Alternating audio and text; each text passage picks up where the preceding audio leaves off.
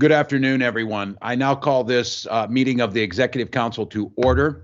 As the chair of the Executive Council, I have determined that an in-person meeting is not practical because of the current health pandemic and the ongoing peacetime emergency declared under Chapter 12 of Minnesota statutes.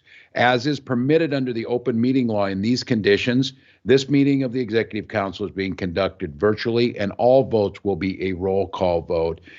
Before we begin today's work, I just want to note to the Executive Council members on here, we've been at this for the better part of 14 months as the global pandemic of COVID-19 swept onto the stage.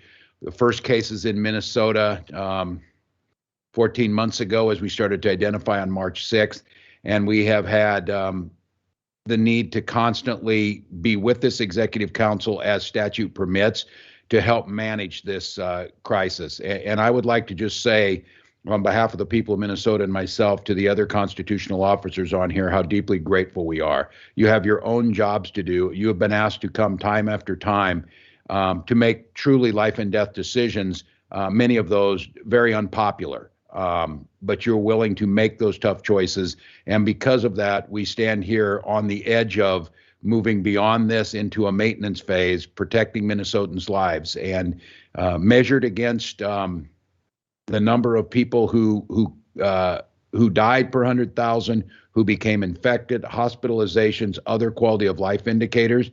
The state of Minnesota has fared incredibly well because of the work you've done, the work of countless Minnesotans, frontline healthcare workers, and others. So I want you to know that as today is a movement in the other direction in a big way, that all of these recensions of the executive orders, the work that was done by the legal team under Carl Procaccini and his team, the work to make this possible under Commissioner Alice Roberts Davis has showed that Minnesota takes care of its own and does things the right way. So today's business, and we're going to start out with recognizing Commissioner Steve Grove, is going to be the dialing back that we've all been waiting for in so many ways.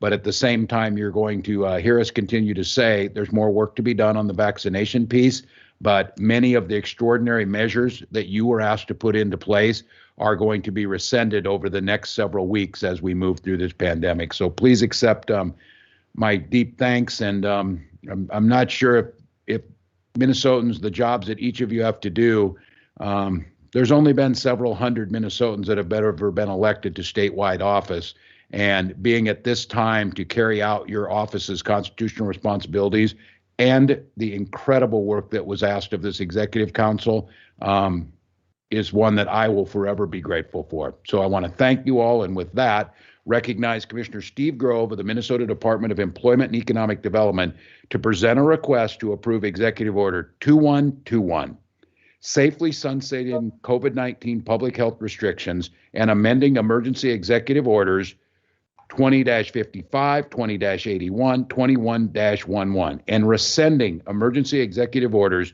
2019, 2023, 2026, 2028, 2039, 2043, 2046, 2050, 2051, 2054, 2055, 2058, 2070, 2081, 2082, 2086, 2094, 2095, 20101, 21-02, 21-11.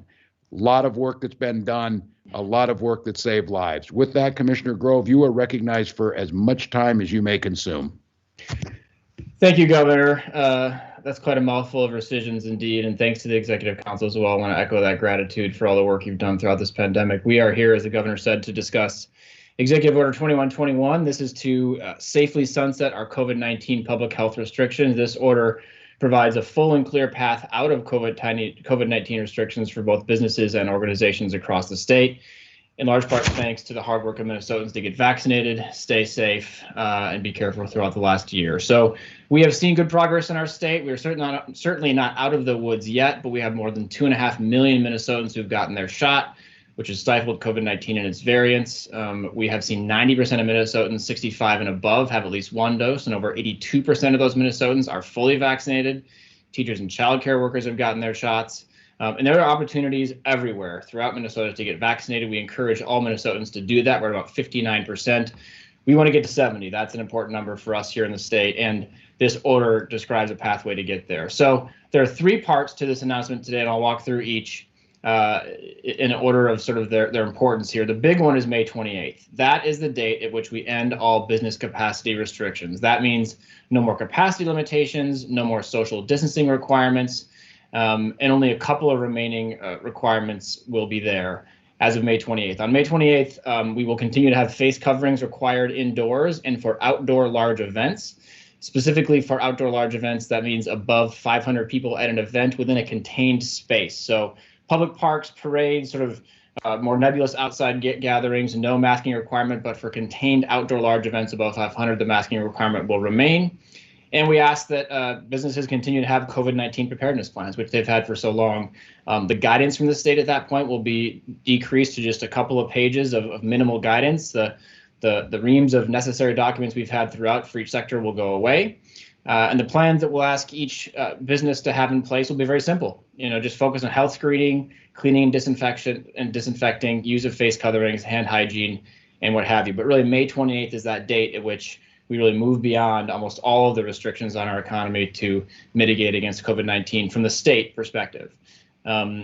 Moving forward from there, we will, again, as I said, have a masking mandate for indoors and for outdoor events above 500 until 70% of the eligible population in our state, that's 16 and above, have at least 1 dose of vaccine, or July 1st, whichever comes first. Certainly, we hope that the vaccination benchmark is hit before July 1st, or we want to do everything in our power to get there. But if it doesn't, July 1st would be the final day in which a masking mandate is in place. At that point, Commissioner Malcolm will notify the governor when we've reached that threshold.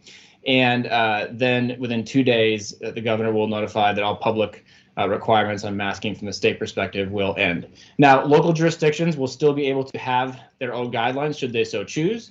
We know many businesses and organizations and venues will continue to have unique restrictions to provide the kind of confidence and safety they need in their venues. But from a state perspective, those things will end. Starting tomorrow at noon until May 28th, there's a series of tweaks that are happening to make sure that we can continue to grow commerce while remaining vigilant in these critical next few weeks in fighting the virus. Social gatherings will go from 15 to 50. No restrictions at all on outdoor social gatherings. Restaurants and any other indoor venue will drop that mandatory closing time we've had for some time, so that curfew will go away starting tomorrow at noon. Table sizes can be up to 10 for restaurants. They're currently at 6. And no capacity or distancing limits for outdoor dining. Again, we know outdoors is safer than indoors, so that will change again starting tomorrow at noon. For indoor, capacity will go up as well. We'll see that 50% capacity restriction for gyms and fitness studios and indoor recreation, 75% for restaurants. Still social distancing here for the next few weeks. But then for the really large venues above 500, we're bumping up the capacity percentages there too to 25% for seated, 15% for non-seated above that number of 500. So there's a really simple online calculator folks can use to figure out their capacity, but those limits will be going up indoors for the next 3 weeks. No more hard caps on indoors. That means that 1,500 cap and 3,000 cap will be gone. Group sizes can be up to 10. And so those dial fours will take place. Lastly, the religious services will have distancing of groups between groups of 10 or households of 6 feet or more, but no other capacity limits on religious services. They must still have a COVID-19 preparedness plan, but no other caps there. Through the end of the school year, schools will still operate on the safe learning plan, and that will continue for our students through the end of the school year. And of course, a lot of evaluation over the summer and what the fall looks like, but we are of course hoping for a much brighter future. So I think that encapsulates most of the guidelines. There are some further details in the order itself available online, but we respectfully ask for your support of Executive Order 2021, safely sunsetting COVID-19 public health restrictions. Governor, back over to you. Thank you, Commissioner Grove. At this time, I would open it up for any questions from the Executive Council.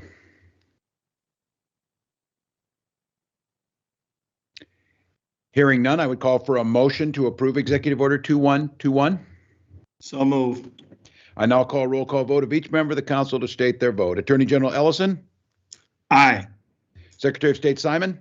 Aye. Auditor Blaha? Aye. Lieutenant Governor Flanagan? Aye. And I, Governor Walz, vote in favor of the motion. The motion carries and Executive Order 2121 is approved. At this time, I would welcome any final comments before I ask for a motion to adjourn. Hearing none, I'd ask for a motion to adjourn. Motion to adjourn.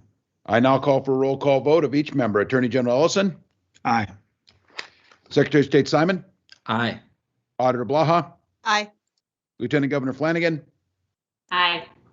and I, Governor Walz, vote in favor of this motion. This meeting of the Executive Council is adjourned. Thank you, everyone. Thank you.